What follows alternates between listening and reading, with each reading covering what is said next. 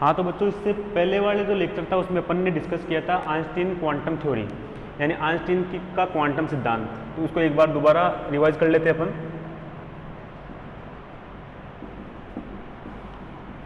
Einstein का quantum सिद्धांत।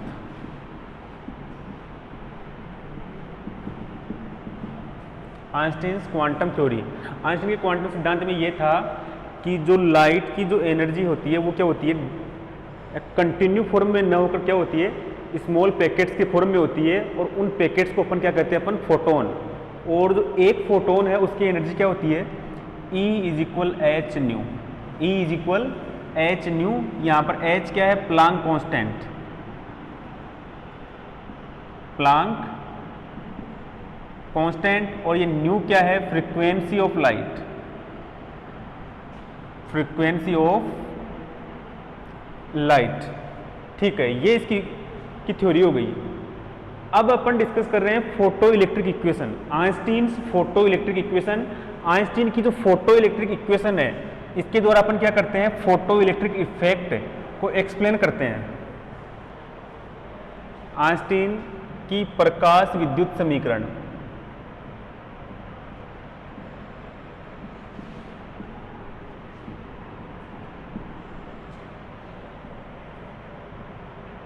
Einstein photo electric equation. Photo electric equation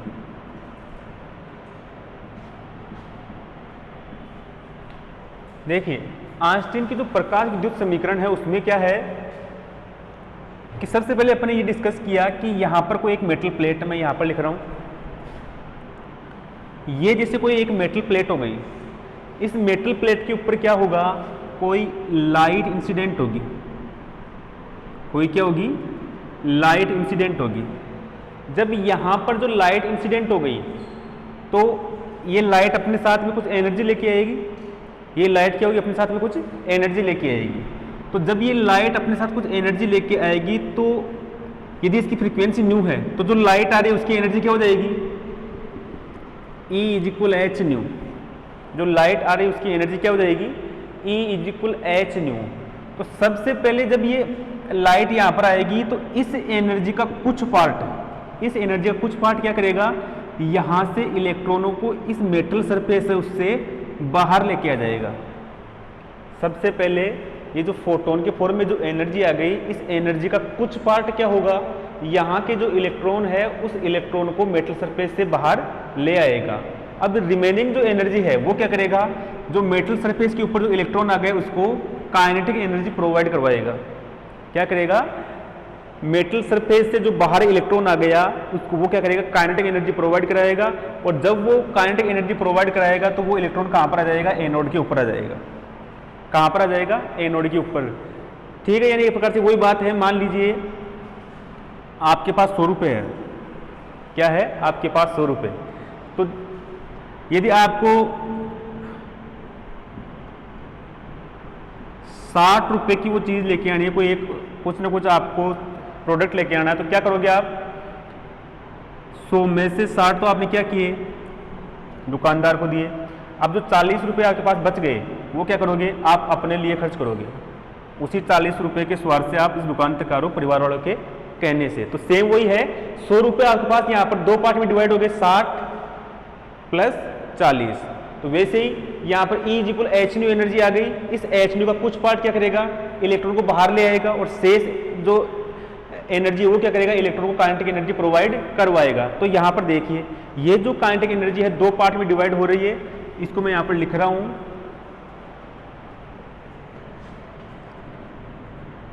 आपतित प्रकाश की ऊर्जा। ये दो पार्ट में डिवाइड हो रही है और वो एनर्जी कितनी है, एच न्यू। कितनी है, एच न्यू। ये एनर्जी दो पार्ट में डिवाइड, फर्स्ट इलेक्ट्रॉनों को धातु के पृष्ठ से बाहर निकालने में खर्च ऊर्जा।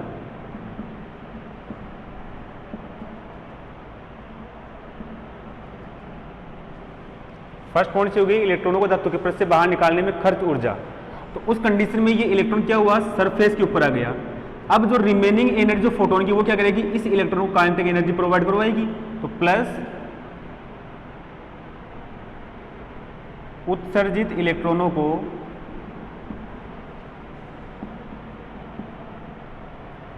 गतिज ऊर्जा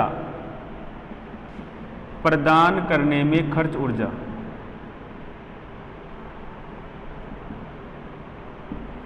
ठीक है, तो यहां पर देखिए इंसिडेंट लाइट की एनर्जी कितनी थी, एच न्यू। अब यहां पर लिखा हुआ है कि धातु के पृष्ठ से बाहर निकालने में खर्च ऊर्जा। इलेक्ट्रॉन मेटल सरफेस से बाहर कब आएंगे, इलेक्ट्रॉन को मेटल सरफेस से बाहर लेने के लिए मिनिमम एनर्जी कितनी होती है, एच न्यू नॉट। कितनी होती है, एच न्यू नॉट। क्यों, क्योंकि यहां पर न्यू नॉट क्या है, थ्रेशोल्ड फ्रीक्वेंसी, देहली आवृत्ति। और आप लोग जानते हो कि देहली आवृत्ति से कम आवृत्ति के प्रकाश के लिए, देहली आवृत्ति से कम आवृत्ति के प्रकाश के लिए इलेक्ट्रॉनों का उत्सर्जन नहीं होता। तो इलेक्ट्रॉन को मेटल के सरफेस के ऊपर लाने के लिए क्या करना पड़ेगा, minimum new not frequency light की होनी चाहिए। तो उस न्यू नॉट फ्रीक्वेंसी के रेस्पेक्ट में उसकी एनर्जी कितनी हो जाएगी, एच न्यू नॉट। तो is equal h nu not plus remaining जो एनर्जी है वो कहां पर जाएगी, इलेक्ट्रॉन को काइनेटिक एनर्जी प्रोवाइड करवाएगी।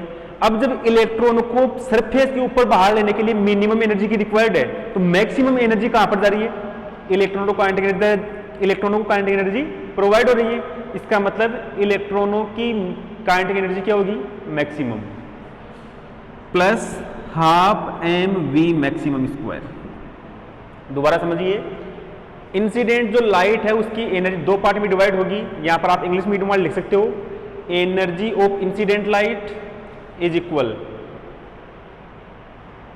Energy expend to remove electron on surface, to remove electron on surface plus kinetic energy provide to electrons, kinetic energy provide to electrons. तो ये दो प्रकार से एनर्जी हो गई। यहां पर न्यू फ्रीक्वेंसी की लाइट आ रही तो उसकी एनर्जी एच न्यू, बाहर निकालने के लिए minimum energy H nu naught. तो वहां पर मिनिमम है तो इलेक्ट्रॉनों को काइनेटिक एनर्जी कितनी जाएगी, मैक्सिमम। तो वो कितनी हो जाएगी, half m v maximum square. ठीक है, तो यहां पर half m v maximum square is equal, यहां पर क्या हो जाएगा, h nu minus h nu naught, h nu minus h nu naught. तो अब next term 1/2 half m v maximum square is equal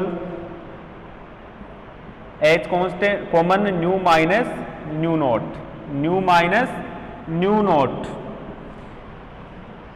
ये जो इक्वेशन आ गई, ये इक्वेशन क्या होती है, आइंस्टीन की प्रकाश विद्युत समीकरण, आइंस्टीन्स फोटो इलेक्ट्रिक इक्वेशन। यह है आइंस्टीन की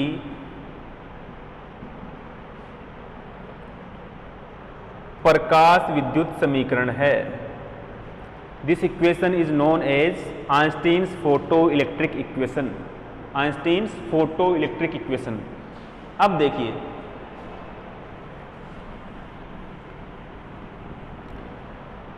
इससे प्रीवियस लेक्चर में अपन ने डिस्कस किया था, यदि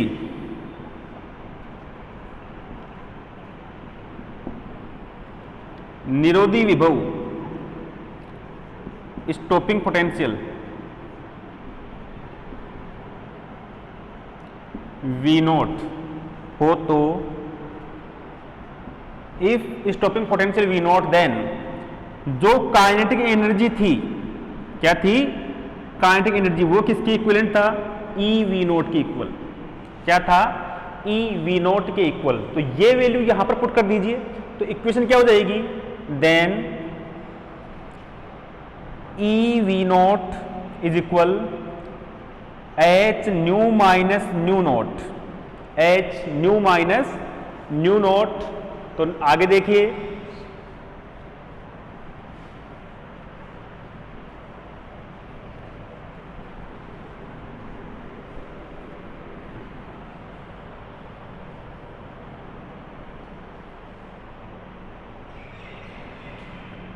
V naught is equal H by e nu minus nu not.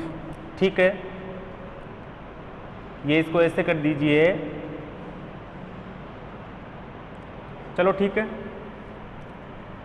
We naught is equal H by e nu minus h by e nu note.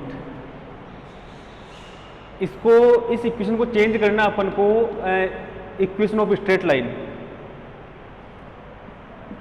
सरल रेखा की समीकरण।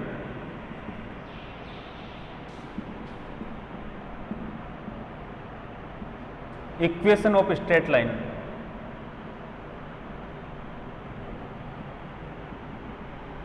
यानी y is equal m x plus c में change करना है। तो कैसे होगा ये चेंज? ठीक है, ऐसे हो जाएगा। ये देखिए यहां पर ये कांस्टेंट क्वांटिटी है, ये एच कांस्टेंट, ई कांस्टेंट, न्यू नोट भी कांस्टेंट। तो इसको लेना है आपको y, ये लेना है m स्लोप, ये x और ये c की वैल्यू यहां पर माइनस में है। इसका मतलब जो इंटरसेक्शन पॉइंट आएगा वो क्या, कहां पर आएगा? नीचे आएगा। तो आपको क्या लिखना है? यह एक सरल रेखा के समीकरण है, यह एक सरल रेखा ब्रैकेट में y बराबर एम एक्स प्लस सी की समीकरण है। This is a equation of straight line y is equal m x plus c. तो इसको अपन कैसे प्लॉट करेंगे? y के ऊपर क्या चल रहा है? वी नोट, ये लो वी नोट। इस साइड क्या लेना है? New frequency. तो कैसे आएगा? यहां पर देखो c नेगेटिव आ रहा है, इसका मतलब ये पॉइंट ऐसे कुछ आएगा, और ये वैल्यू क्या आएगी? Minus h by e nu naught, ये पॉइंट।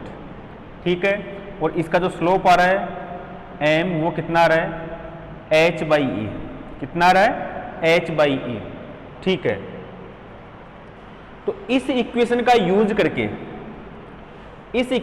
करके अपन क्या करते हैं? प्लांक कांस्टेंट h की वैल्यू डिटरमाइन कर सकते हैं। ये आपके थर्ड ईयर में प्रैक्टिकल में भी है। Using photo electric effect determine the value of Planck constant, ये आपके थर्ड ईयर में प्रैक्टिकल में भी है। तो इस प्रकार की इक्वेशन आएगी, इस प्रकार की इक्वेशन लेके आपको इस प्रकार से वैल्यू पुट करके ये कर्व प्लॉट करना है। ठीक है, अब इस फोटो इलेक्ट्रिक इक्वेशन के द्वारा, इस फोटो इलेक्ट्रिक इक्वेशन के द्वारा फोटो इलेक्ट्रिक इफेक्ट कैसे एक्सप्लेन होता है वो देखेंगे अपन। तो अब नेक्स्ट पॉइंट क्या है? नेक्स्ट पॉइंट है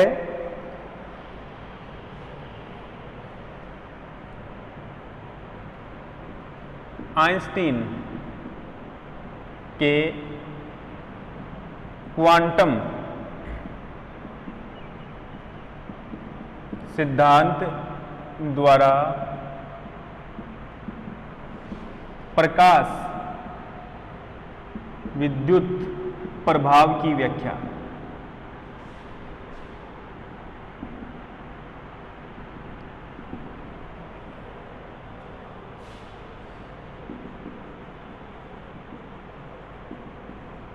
Explanation of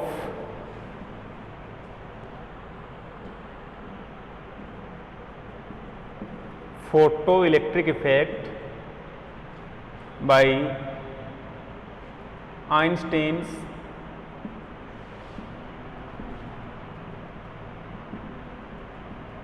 quantum theory। देखिए, सबसे पहले आपको लिखना आइंस्टीन की फोटो इलेक्ट्रिक इक्वेशन। सबसे पहले आपको स्टार्टिंग ये करना है, आइंस्टीन के अनुसार, जैसे मैं बोलूँ वैसे आपको लिखना भी है। आइंस्टीन के अनुसार जब किसी धातु की सतह पर न्यू आवृत्ति का प्रकाश आपतित होता है तो उत्सर्जित फोटो इलेक्ट्रॉनों की गतिज ऊर्जा। आइंस्टीन के अनुसार जब धातु की सतह पर न्यू आवृत्ति का प्रकाश आपतित होता है तो उत्सर्जित फोटो इलेक्ट्रॉन की गतिज ऊर्जा। According to Einstein, when a light of nu frequency incident on metal surface, then maximum kinetic energy of emitted photoelectrons. क्या लिखना आपको? 1/2 mv maximum square is equal h nu minus nu naught. ये equation आई थी, ये equation आपके पास पहले आ चुकी। तो अब देखिए यहाँ पर फर्स्ट पॉइंट, यहां पर फर्स्ट पॉइंट में साफ साफ दिख रहा है कि जो इलेक्ट्रॉन की जो काइनेटिक एनर्जी है वो किसके ऊपर डिपेंड हो रही है, फ्रीक्वेंसी न्यू के ऊपर डिपेंड हो रही है, फ्रीक्वेंसी न्यू के ऊपर डिपेंड। तो फर्स्ट पॉइंट इस समीकरण से स्पष्ट है कि उत्सर्जित इलेक्ट्रॉनों की गतिज ऊर्जा आपतित प्रकाश की आवृत्ति पर निर्भर करती है। According to this equation it is clear that the kinetic energy of emitted photoelectrons is depend on frequency of incident light. This is first point. और यही सेम रिजल्ट क्या बोलता था, फोटो इलेक्ट्रिक इफेक्ट बोलता था। तो आपको लिखना है जो कि प्रकाश विद्युत प्रभाव के अनुरूप है, which is analog same as photoelectric effect. Second point देखिए, आपतित, लिख देता हूं इस पॉइंट को मैं, आपतित प्रकाश की ऊर्जा, इसे लिखना उपरोक्त समीकरण से स्पष्ट है कि आपतित प्रकाश की ऊर्जा आपतित प्रकाश की आवृत्ति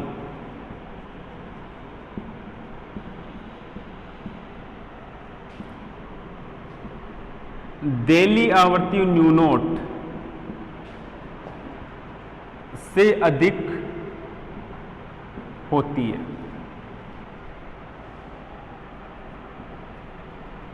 तभी फोटो इलेक्ट्रॉनों का उत्सर्जन प्रारंभ होता है।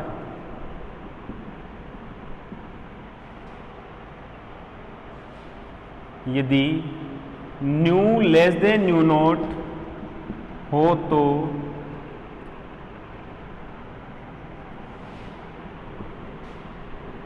गतिज ऊर्जा का मान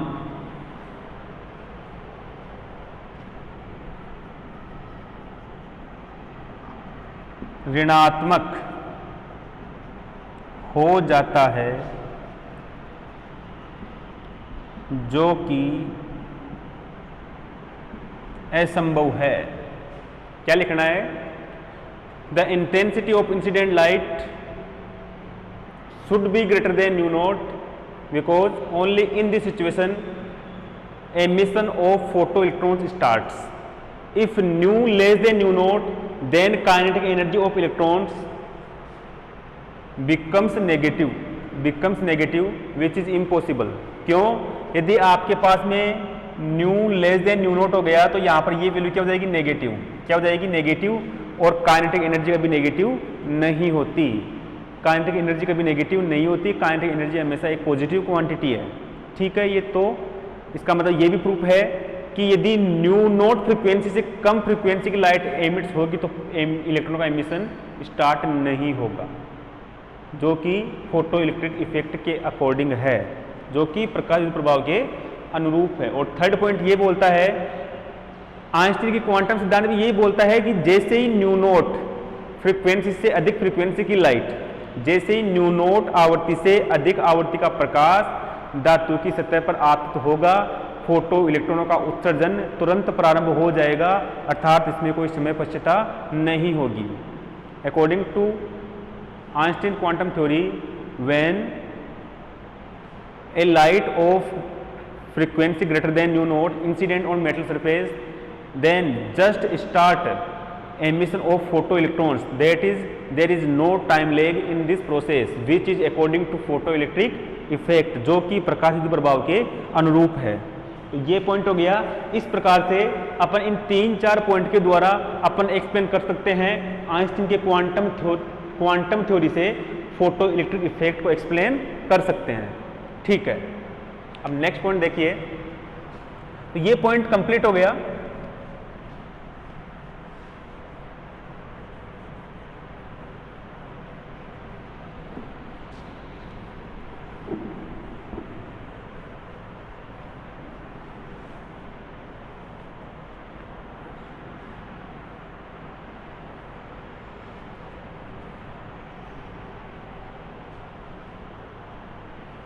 नेक्स्ट पॉइंट है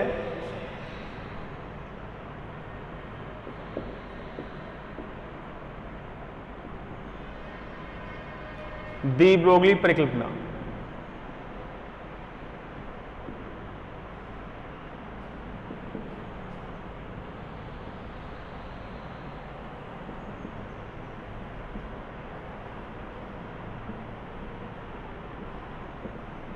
डी ब्रोगली हाइपोथेसिस। ये देखिए, अब सबसे पहले आपके पास में जैसे फोटो इलेक्ट्रिक इफेक्ट हो गया। क्या हो गया? देखिए, इसको स्टार्ट करने से पहले मैं आपको एक कंसेप्ट आपको बता रहा हूं। कंसेप्ट ये है कि आपने फर्स्ट में पढ़ा होगा या फिर 11th टॉपिक में पढ़ा होगा, 2-3 टॉपिक थे। एक था विवर्तन। क्या था? विवर्तन। एक था जैसे व्यतिकरण। इस प्रकार कुछ भी फिनोमेना आप लोग मान सकते हो, विवर्तन, व्यतिकरण आदि, डिफ्रैक्शन, इंटरफेरेंस, etc। इस प्रकार की जो आपके पास जब थ्योरी थी, तो उस थ्योरी की स्टडी करने के लिए आपने क्या माना था? केवल एक वेव नेचर मानी थी। क्या मानी थी? केवल एक वेव नेचर। दोबारा समझ लीजिए, विवर्तन हो गया, व्यतिकरण हो गया। इस प्रकार को जब आपने एक्सप्लेन किया था 11th 12th या फर्स्ट ईयर में, तब आपने केवल और केवल तरंग शब्द काम में लिया था, वेव वर्ड यूज में लिया था। केवल आपने क्या लिया था? केवल तरंग शब्द। तो उस सिचुएशन में और उस वेव जो वर्ड था, उस वर्ड को लेकर जब अपन उसको सोल्व करने की या उसको एक्सप्लेन करने की कोशिश कर रहे थे, तो सबके सब एक्सप्लेन भी हो रहे थे। भाई यहाँ पर मिनिमा बन रहा है, यहाँ पर मैक्सिमम बन रहा है, सब कुछ सब कुछ सब कुछ है ना। तो अब देखिए, लेकिन यदि अपन यहां पर इसकी बात करें, प्रकाश विद्युत प्रभाव की बात करें, एक आपके और आएगा कॉम्पटन प्रभाव, कॉम्पटन इफेक्ट। नेक्स्ट टॉपिक आ जाएगा वो।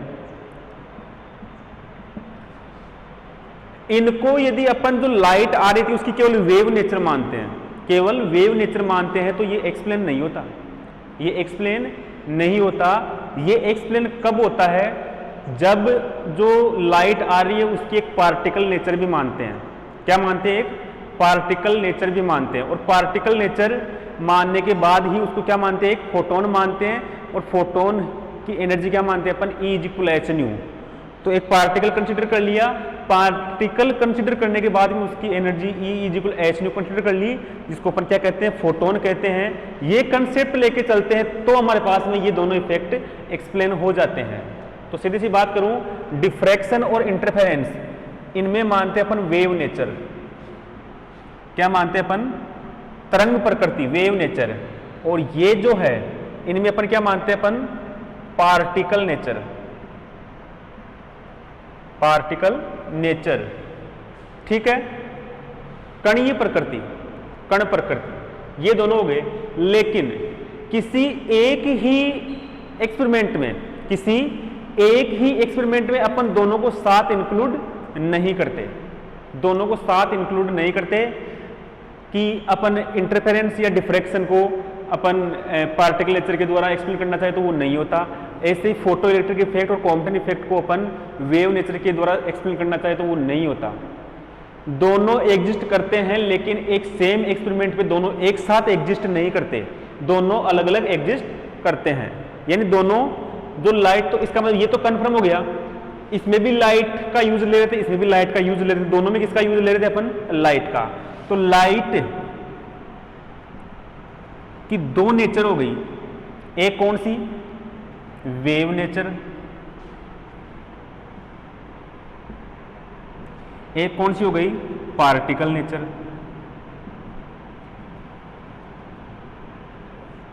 Particle nature. इसका मतलब यह भी है कि हर एक पार्टिकल से एसोसिएटेड एक वेव भी होती है। दोबारा समझ लीजिए, लाइट जो है, लाइट की दो नेचर होती है, वेव नेचर और पार्टिकल नेचर। इससे इनडायरेक्टली ये भी पता चल रहा है पार्टिकल से एसोसिएटेड भी क्या होती है? एक वेव होती है। पार्टिकल से एसोसिएटेड भी क्या होती है? एक वेव होती है। अब देखिए, तो अब ये डी ब्रोगली हाइपोथेसिस क्या है? डी ब्रोगली हाइपोथेसिस ये बोलता है, पार्टिकल का मतलब कोई मैटर पार्टिकल, द्रव्य कण जिसमें कुछ मास हो, मैटर पार्टिकल, द्रव्य कण। तो डी ब्रोगली ने क्या कहा, मैं लिख देता हूं इसको,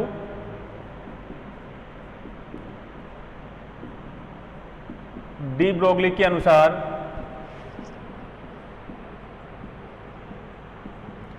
प्रत्येक गतिशील द्रव्य कण से संबंधित एक तरंग होती है।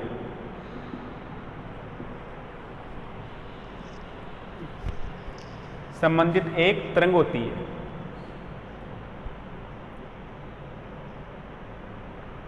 तथा उसकी तरंगदैर्ध्य को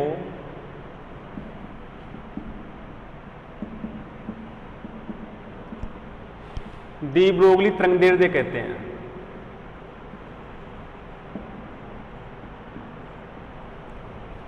डी ब्रोगली तरंगदैर्ध्य कहते हैं। यदि इस तरंग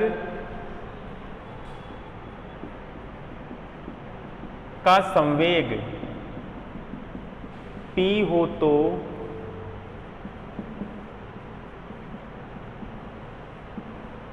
डी ब्रोगली तरंगदैर्ध्य लैम्डा इज इक्वल क्या होती है, h बाई पी।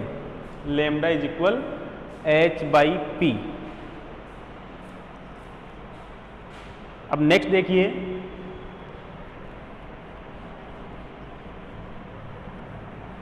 इसको आप इंग्लिश में लिख सकते हो, अकॉर्डिंग टू डी ब्रोगली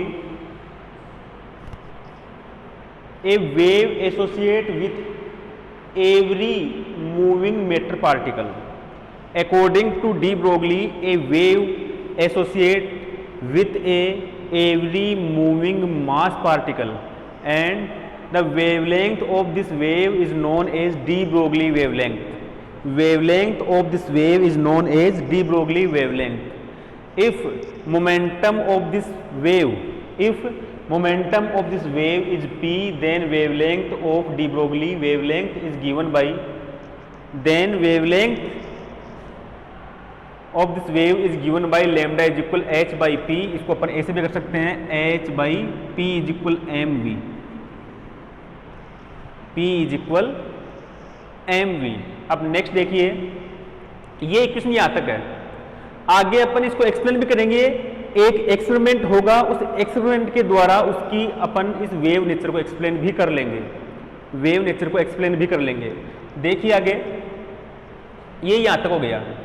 अब फॉर इलेक्ट्रॉन, इलेक्ट्रॉन की बात कर रहा हूं मैं, किसकी बात कर रहा हूं, इलेक्ट्रॉन। यहां पर मैं लिख रहा हूं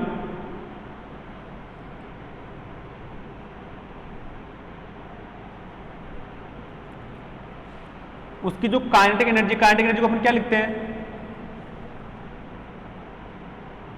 E is equal half m v square.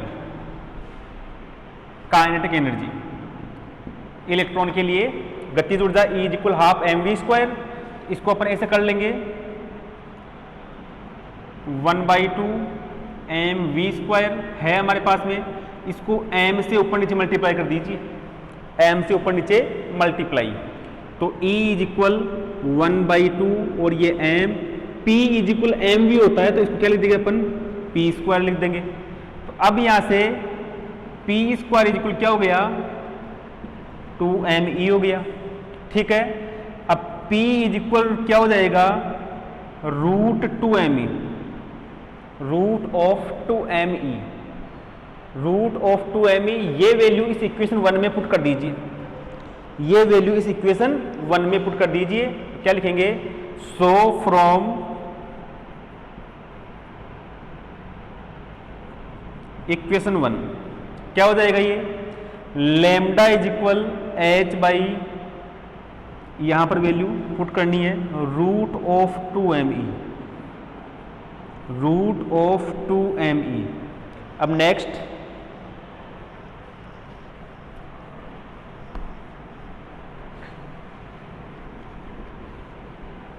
यहां पर ये E क्या है, काइनेटिक एनर्जी है।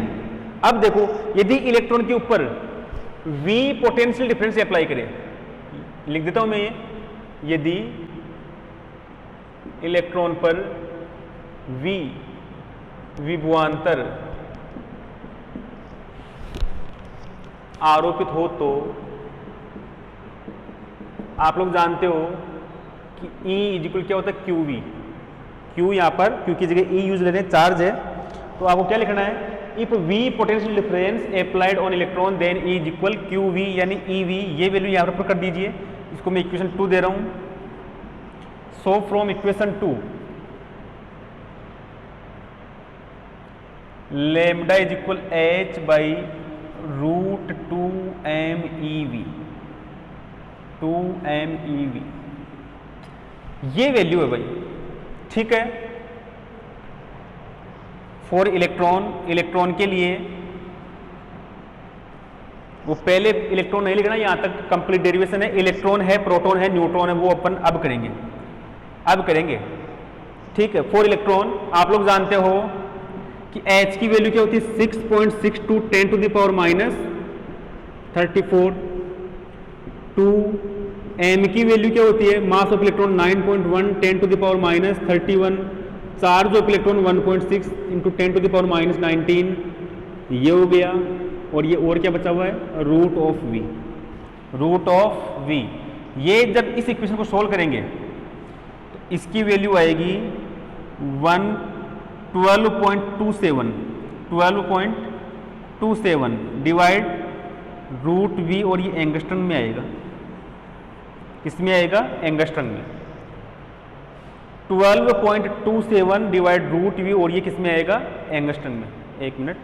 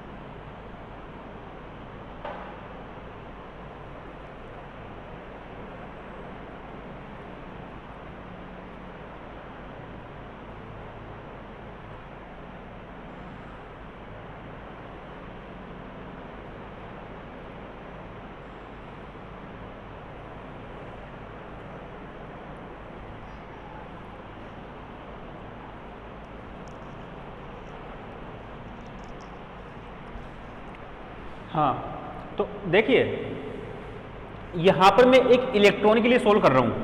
किसके लिए सोल्व कर रहा हूं, इलेक्ट्रॉन के लिए। अब इसी को आप भी कीजिए। आपको किसके लिए करना है, प्रोटॉन के लिए करना है, प्रोटॉन के लिए करना है, अल्फा पार्टिकल के लिए करना है। ये आप लोगों को सोल्व करना है इसको।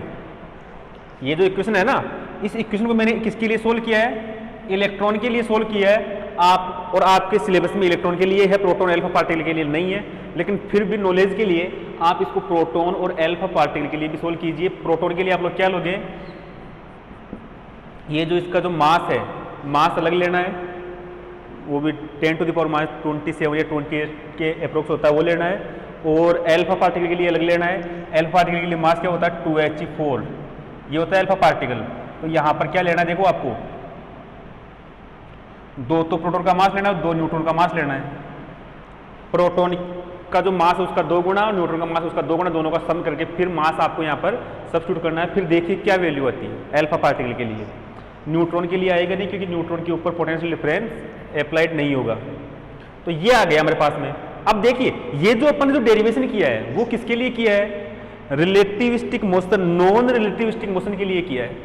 किसके लिए किया है, नॉन रिलेटिविस्टिक मोशन।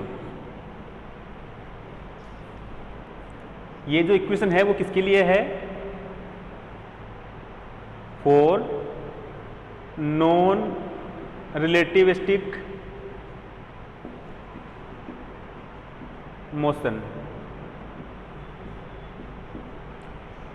अनआपेक्षिकीय गति के लिए है। यदि आपके पास में रिलेटिविस्टिक मोशन हो तो आप इसको एक्चुअल में सिलेबस में नहीं है, लेकिन मैं नोट लगा के इसको बता देता हूं आपको। रिलेटिविस्टिक मोशन हुआ तब कैसे आएगा ये,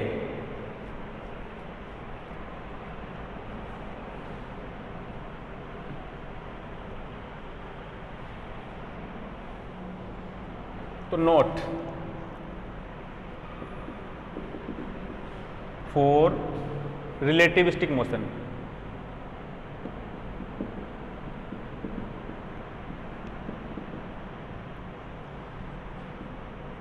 आपेक्षिकीय गति के लिए जानते हो ना रिलेटिविस्टिक मोशन क्या होती है? नॉन रिलेटिविस्टिक मोशन वो जो लाइट की वेलोसिटी बहुत कम है, जैसे 2 km/h, 2 km/h, 10 km/h, 200 km/h, इस प्रकार की जो कम वेलोसिटी है वो किसके लिए आती है?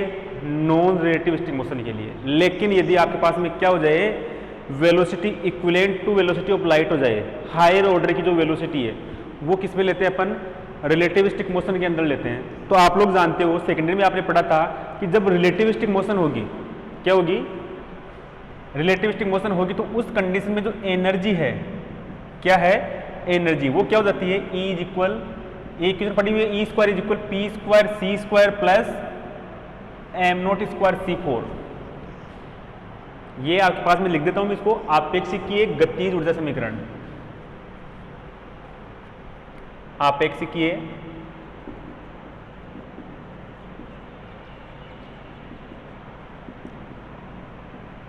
गतिज ऊर्जा समीकरण,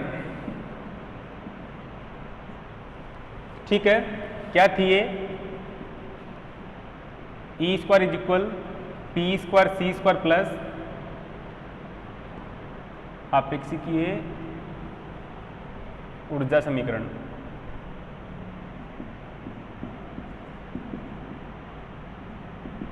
E square equal P² C² plus m0 square C4, ये इक्वेशन है। अब देखिए यहां पर ये m0 क्या? रेस्ट मास है। क्या है? Rest mass. तो इसको मैं इसलिए लिखता हूं कि E is equal P² C² plus m0 square C4 और ये इसका root. E is equal P² C² plus m0 square C4, ये इसका रूट। अब आगे देखिए, सिंस टोटल एनर्जी, कुल ऊर्जा E जो क्या होती है? Kinetic energy plus rest mass energy plus विराम ऊर्जा, रेस्ट एनर्जी, ठीक है? तो E is equal K plus rest energy क्या हो जाएगी? m0 C²। क्या हो जाएगी? m0 C²। ये इक्वेशन 1, ये इक्वेशन 2। तो 2 का यूज 1 में कर दीजिए। तो from use equation 2 in 1, 2 in equation 1। तो क्या हो जाएगी equation? K plus m0 C² is equal P² C² plus m0 square C4, ये वैल्यू आ गई।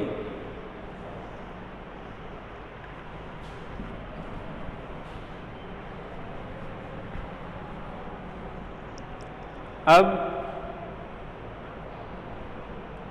इसका स्क्वायर कर दीजिए, स्क्वायर कर दीजिए, तो क्या हो जाएगा? K प्लस m0 C² का होल स्क्वायर, यहां से स्क्वायर कैंसिल, रूट कैंसिल, तो P² C² plus m0 square C4।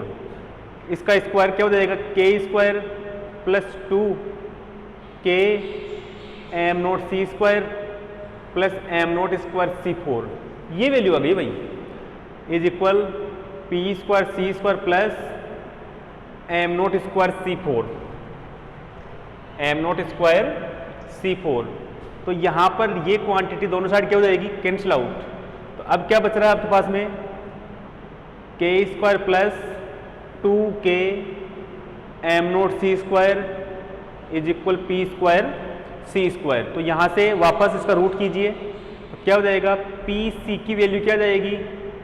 K² plus 2K m0 C² और ये रूट तो पी सी इज इक्वल, इन दोनों में के वापस कॉमन लेना है, तो क्या बच जाएगा के plus M naught C square, ये वैल्यू आ गई पीसी की। ये equation third,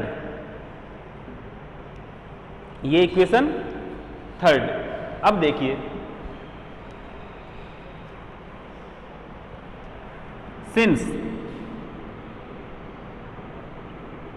D Broglie wavelength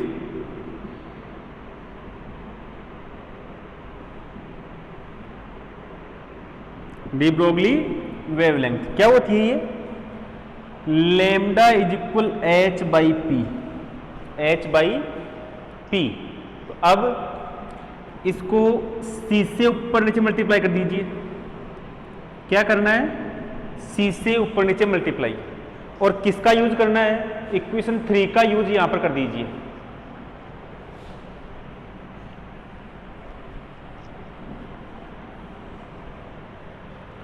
on using equation 3 then de Broglie wavelength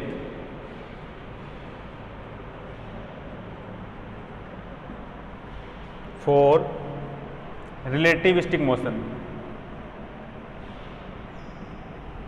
for relativistic motion, समीकरण 3 का उपयोग करने पर आपेक्षिकीय गति के लिए डी ब्रोगली तरंगदैर्ध्य lambda is equal H C divide, ये वैल्यू रख दीजिए के प्लस, सॉरी यहां पर 2 भी है भाई, plus 2 M naught C square और ये रूट। ये फॉर्मूला आपको रिमेंबर रखना, केवल फॉर्मूला, कई बार इसके ऊपर न्यूमेरिकल पूछ लेते हैं। तो ये इक्वेशन हो गया आपके पास में रिलेटिविस्टिक मोशन के लिए। अब देखिए ये आपके पास यहीं तक कंप्लीट है। नेक्स्ट जो आपके पास टॉपिक है वो नेक्स्ट टॉपिक है डेविसन जर्मर एक्सपेरिमेंट।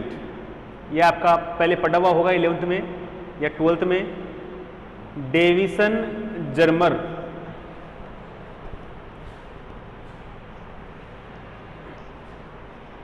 प्रयोग।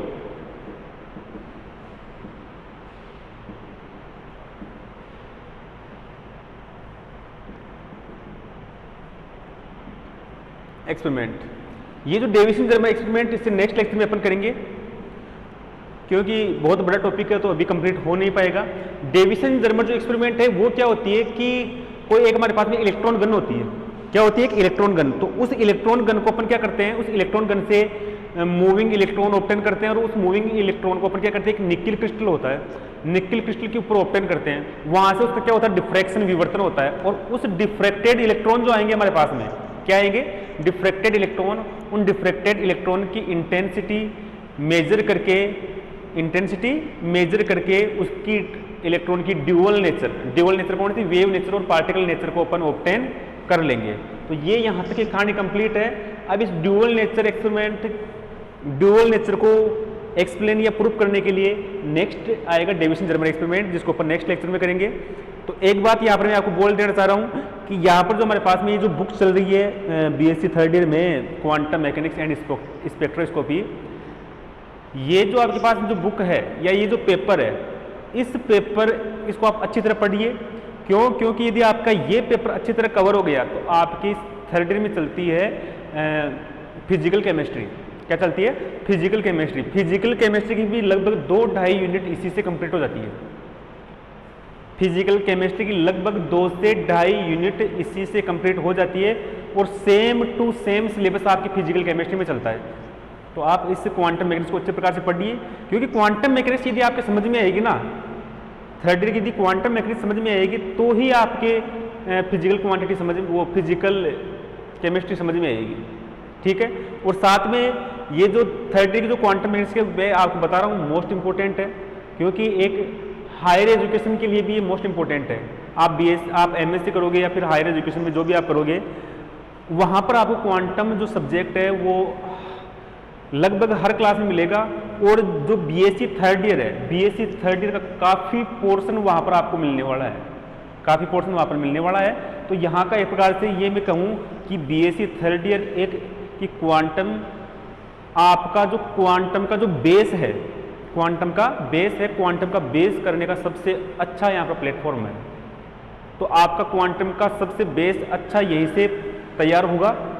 तो इस बुक को आप अच्छे प्रकार से पढ़िए, और साथ में मैं आपको जैसे बता रहा हूँ फिजिकल केमिस्ट्री में भी लगभग 2-2.5 यूनिट मिल जाती है।